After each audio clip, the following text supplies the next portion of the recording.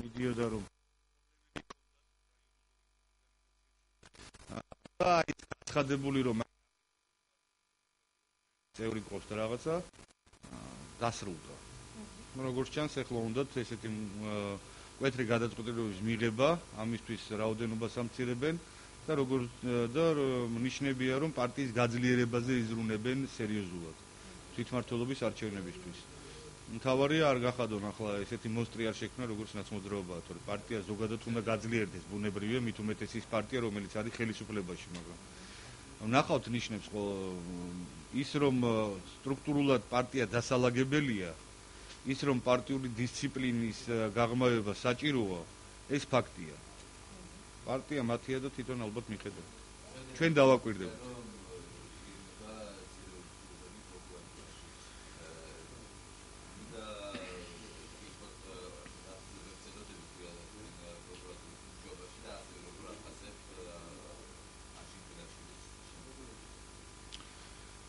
პროკურატურაში რეფორმები ჩასატარებელია, ყველაფერს რომ თავი დავარნებოთ, პროკურატურა ჯერჯერობით ჰაერშია, იმიტომ რომ ერთი პერიოდი პროკურატურა იყო სასამართლო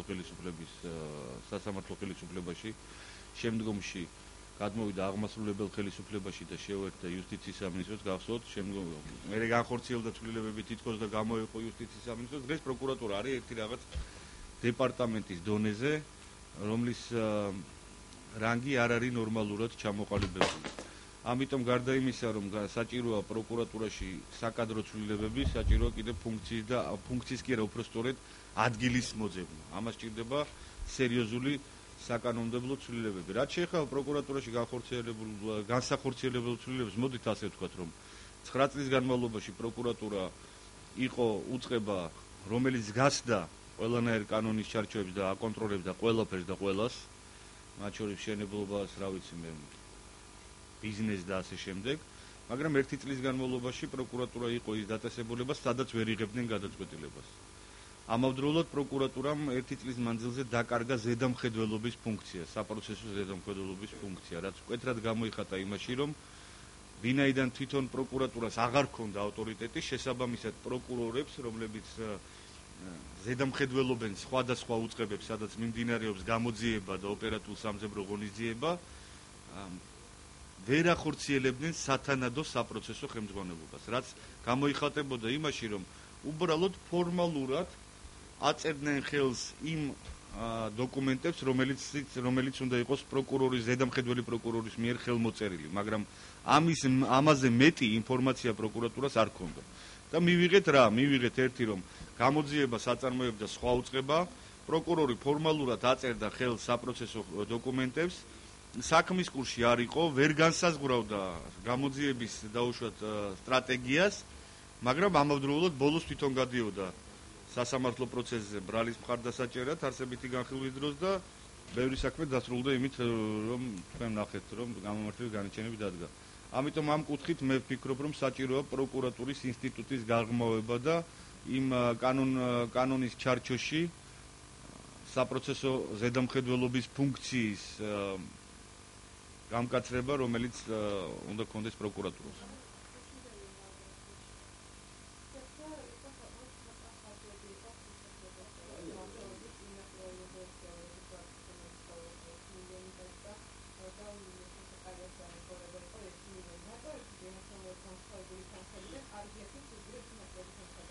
გუშინდელი ინაუგურაცია იყო არაპომპეზური, მოკლე ლაკონური გასაგები. ესაა ჩემგან 4 სიტყვაში შეფასება. გასაგები იყო ძალიან მარგველაშვილის გამოსვლა, ტექსტი იყო გასაგები, ამ მოკლე გამოსვლაში ფაქტობრივად ყველანაირი აქცენტი გაკეთდა და ყველანაირი გზავნილი გაიგზავნა, რაც შეეძლო პრეზიდენტს ეთქვა. ის რომ არაპომპეზური იყო, მე ვფიქრობ, ამაში ცუდი არ არის. ერთადერთი მე გული დამწყდა იმაზე, რომ ამ ინაუგურაციაზე არ ქონდა საშუალება მონაწილეობა მიიღო ხალხს და არასაპარლამენტო ოპოზიციას და რამდენიცაც მე ვიცი ბატონ ზვიად გამსახურდიას ოჯახი მაინც არ იქნა დაპატიჟებული. აი ამაზე დამწყებული თვითონ აი თუ ამ ნაწილს არ ჩავთვლით, ძალიან ნორმალური ინაუგურაცია იყო. ამაზე მეტი ეხლა რა თეატრში ხო არა ვარ. თავარია ჩვენ უბრალოდ სანახაობას კი არ მივეჩვიოთ, აი იყო რა სალუტი იყო და ასე შემდეგ. თავარი იმას მივიჩვენეთ, რომ სიტყვა უნდა შესრულდეს. გზავნილი, რომელიც კეთდება, ამ გზავნის უკან უნდა იყოს აუცილებლად კონკრეტული პროგრამა და კონკრეტული სტრატეგია ამ გზავნილების შესრულების მიზნით. იმიტომ რომ შეიძლება სიტყვა დაიწეროს ისეთი ლამაზი, რომ ყველას გული აგვიჭურდეს, მაგრამ არც ერთი პუნქტი არ შესრულდეს. მე იმის მომხრევა, რომ მოკლე იყოს, გასაგები იყოს და მკვეთრად ისეთი გზავნილები იყოს, რომელიც შესასრულებადია. ყოველ შემთხვევაში მარგველაშვილის გამოსვლაში იყო ძალიან მკვეთრი გზავნილები, აბსოლუტურად ყველა ჩვენთვის მნიშვნელოვან თემაზე იყო გამახვილებული ყურადღება. ახლა მთავარია ამ 5 წლის განმავლობაში დავაკვირდეთ, რომ როგორ სრულდება ეს გზავნილება. Potrzeba stłumić, tak jak prezydent eksportoda inauguracjach, da sen biznesem też podwyższenie nakład misji komentary, wynajdam usali liczy prezydent, również Martin Zeliari, wynajdam sam to zadam biznes na obakanie czerwone, karty na parę palmacjonalnych, sagary kapitan misja, to zadam sadawasy, ale biznes na obak wizyta katolicka.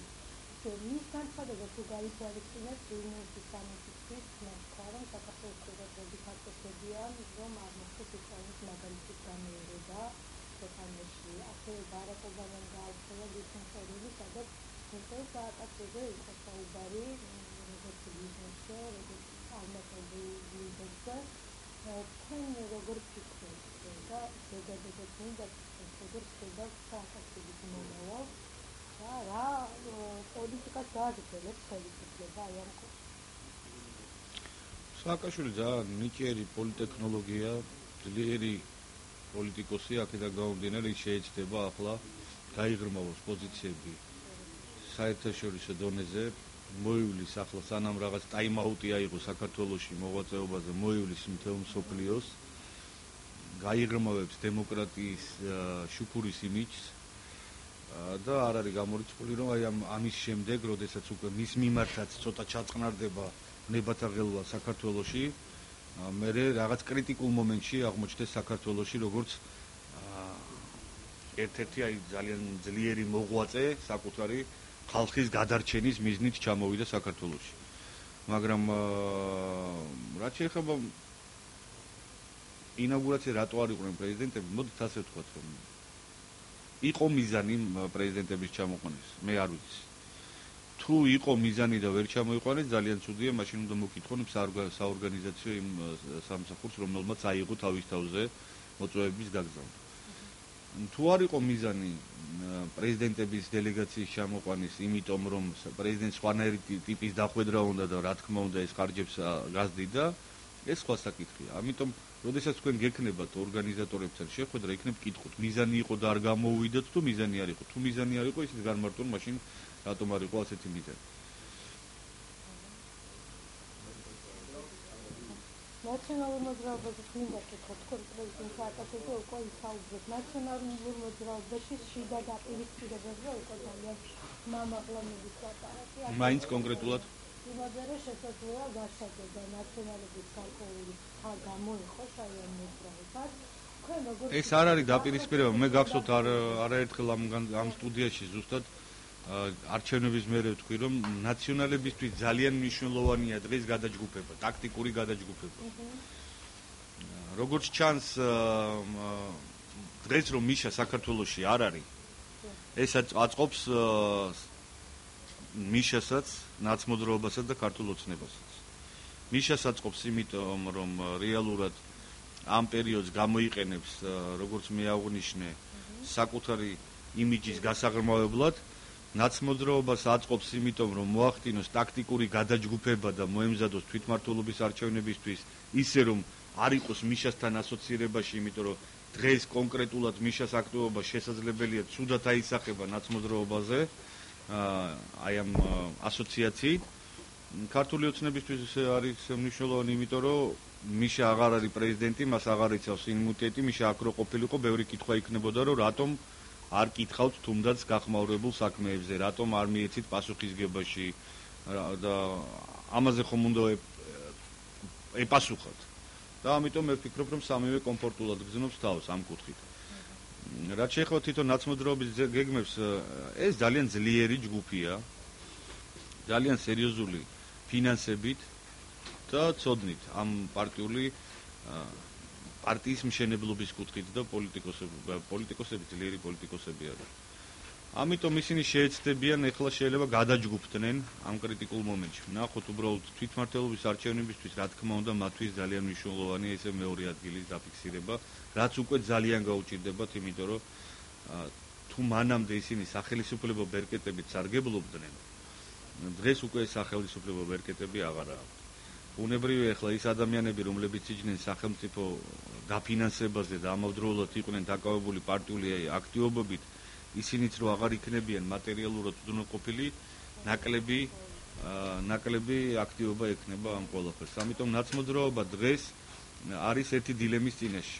55%, რომელიც არ მივიდა საპრეზიდენტო არჩევნებისთვის, არის ძალიან სერიოზული პრობლემა, როგორც ქართული ოცნებისთვის, ისე ნაცმოძრაობისთვის.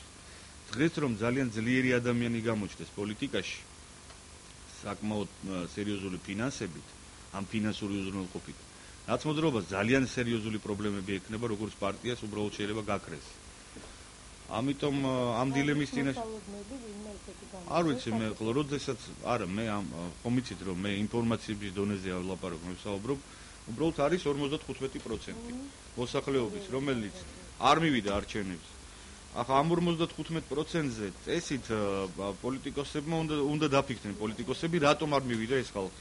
საუბარი იმაზე რომ იცით რა არ მოვიდნენ, მაგრამ ჩვენ მხარს გვიჭერდა ეს ერთია ჩვენთვის და ტელესივცით, მაგრამ მეორე ახლა ანალიტიკოსები ზიან და ფიქრობენ ხო.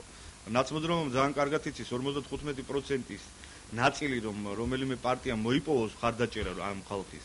ნაცმოძრაობის ის დაწერილი 20% გახდება 3%. და ნელ-ნელა 3%-ის შემთხვევაში, 5%-ის შემთხვევაში პრობლემა შეექმნება პარტიას საერთოდ. იმიტომ რაც უფრო პარტია შესუსტდება, მეტი მათი მხარდამჭერი გადავა უფრო სხვა პარტიაში. ამიტომ შეიძლება დღეს ფიქრობენ რაღაც მანიურზე, ტაქტიკურ მანიურზე, რომ მეტნაკლებად სუფთა ადამიანები ნაცმოძრაობაში, ვინც ასოცირებულია რეფორმებთან და არაძალადობასთან, ისინი ჩამოყალიბდნენ ცალკე ჯგუფად და დაიწყონ აქტივობა. მადლობა. არასდროს. და, ასე. მე კიდევ მაქვს